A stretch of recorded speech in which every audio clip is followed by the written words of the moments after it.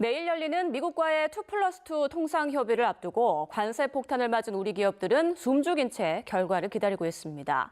하지만 트럼프 미국 대통령이 구애를 아끼지 않고 있는 우리 조선업은 통상 협의의 지렛대가 될 수 있다는 관측이 나오고 있는데요.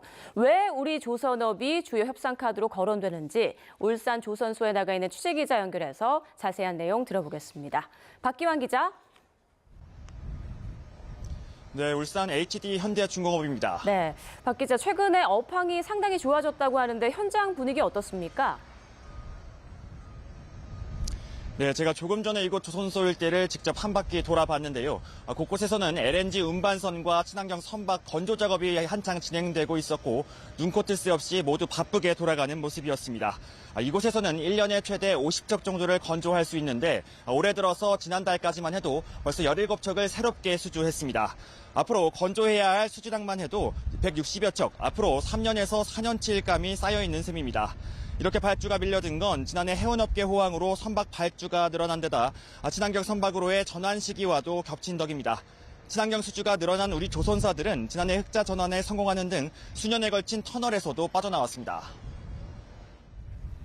네, 최근 트럼프 행정부가 한국 조선업 협력을 계속 요구하고 있는 상황이죠. 내일부터 진행될 통상협의에서 협상의 지렛대로 활용할 수도 있다고요? 네, 그렇습니다. 미국과 중국 두 나라가 해양 패권을 두고 사실상 신경전을 벌이는 가운데 미국은 사실상 한국의 조선업계를 전략적 동반자로 낙점했습니다. 미국은 중국을 견제하기 위해 수백 척의 군함 건조 계획을 밝혔고요. 최근에는 중국 상선의 입항 수수료도 물린다고 발표했습니다. 문제는 군함을 건조하고 중국 상선을 대체할 수 있는 건조 능력이 더 이상 미국에는 없다는 겁니다.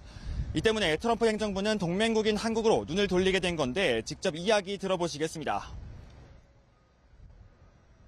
We need to have alternatives to Chinese shipping. We're trying to create a market and a demand for alternatives to Chinese shipping construction.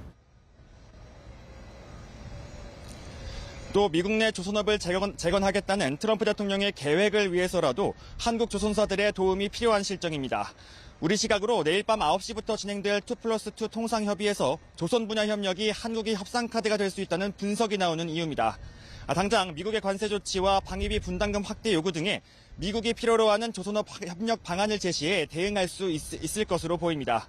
여기에 미국 LNG 수입 확대와 대규모 대미 투자 등도 지렛대 역할을 할 것으로 기대되고 있습니다.